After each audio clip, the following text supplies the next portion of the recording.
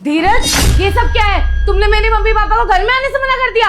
हाँ, मैंने मना किया है क्योंकि वो बुड्ढा बुढ़िया ना मुझे अपने घर में नहीं चाहिए। क्यों मना करा? वो मेरे मम्मी पापा है ना। अरे तुम्हारे मम्मी पापा है तो क्या? अरे उन कच्चरों को अपने घर में जगह दे दूं क्या मैं? वो ऐसे यहाँ पे रहने नहीं आ रहे हैं, भैया भाभी ने उनको घर से निकाल दिया है, इसलिए वो आ रहे हैं। और यहाँ नहीं रहेंगे तो कहाँ रहेंगे? एक बार सोचो तो सही धीरज। अरे मैंने तुमसे शादी की है, तुम्हारे माँ बाप से नहीं। उनका ठेका नहीं ले रखा मैंने। वो अपना गुजारा खुद करे, उनको बोलो। तुम्हारे भैया भाभी ना बहुत समझदार है, उनको अच्छे से पता है कि वो आफत की पुड़िया है, इसलिए उन्होंने घर से बाहर निकाल दिया है उनको। और तुम चाहती हो कि मैं उनको अपने घर में रखूं? देखो, तुम जाके अपना काम करो, मुझे इस घर में ना कोई ड्रामा नहीं चाहिए। साफ बात ये है, तुम्हारे मम्मी पापा इस घर में नहीं रह सकते। धीरज, ये घर सिर्फ तुम्हारा नहीं, मेरा भी हक है इस घर में, और मेरे मम्मी पापा यहाँ पे आएंगे। चुप करो। मैंने बोल दिया है तुम्हारे मम्मी पापा यहाँ पे नहीं रह सकते तो नहीं रह सकते। एक बार में समझ में नहीं आता क्या तुम्हें? मैं तुम्हारे साथ इस घर में अकेले रहना चाहता हूँ। मैं नहीं चाहता कि कोई हमारी प्राइवेसी के बीच में है, कोई हमें डिस्टर्ब करे। अरे डिस्टर्ब नहीं करेंगे यार, 2 वक्त की रोटी खाएंगे और सो जाएंगे। वो डिस्टर्ब करेंगे यार। तुम्हें पता है मैं परिवार से अलग इसलिए रहता हूँ क्योंकि मुझे पता है अच्छे से कि परिवार वाले डिस्टर्ब करते हैं। तुम क्या चाहती हो? मैं इस घर में आराम से घूम फिर पा रहा हूँ, उठ बैठ पा रहा हूँ, क्या तुम्हारे मम्मी पापा को रख के इस माहौल को खराब कर दूं मैं? धीरज, अगर परिवार में मुसीबत आई है, हम साथ नहीं देंगे तो कौन देगा? देखो, इस समय हमें परिवार को जोड़ के रखना चाहिए, मम्मी पापा को साथ रखना चाहिए। अच्छा, तब कहाँ गया था ये रूल जब मेरे मम्मी पापा यहाँ पे घर पे रहते थे और तुम बोलती थी कि मुझे पर्सनल स्पेस नहीं मिल पाता, मेरी प्राइवेसी खराब हो रही है? तब कहाँ था ये रूल? धीरज, तब की बात कुछ और थी। मम्मी पापा गांव में रह सकते थे, पर मेरी मम्मी पापा के पास घर ही नहीं है। अरे क्यों रह सकते हो गाँव में?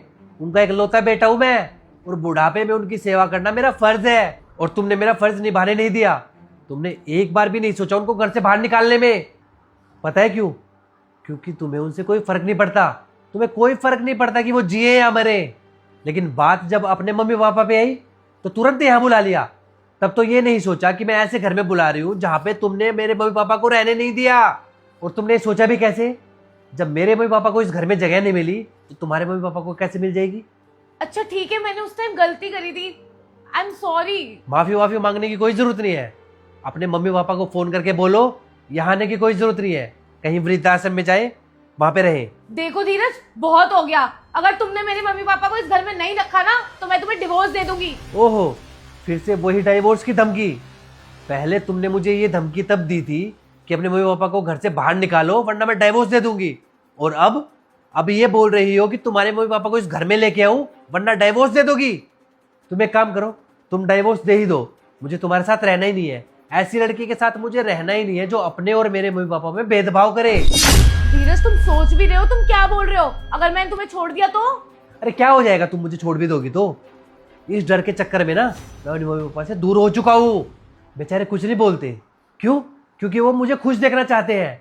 अरे उनकी तबीयत खराब रहती है, पता नहीं कैसे गुजारा कर रहे हैं अपना।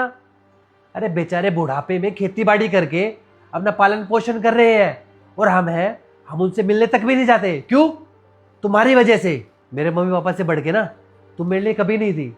अरे वो तो मैं अपनी मम्मी की बातों में आ गया था, वो चाहती थी कि मेरा घर ना टूटे कभी। लेकिन बस अब बहुत हो गया, मुझे पता चल चुका है कि तुम मतलबी लड़की हो।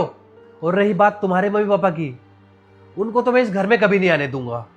अगर तुम्हें डिवोर्स देना है ना तो तुम मुझे डिवोर्स देके जा सकती हो। धीरज, लेकिन मेरी बात तो सुनो। धीरज,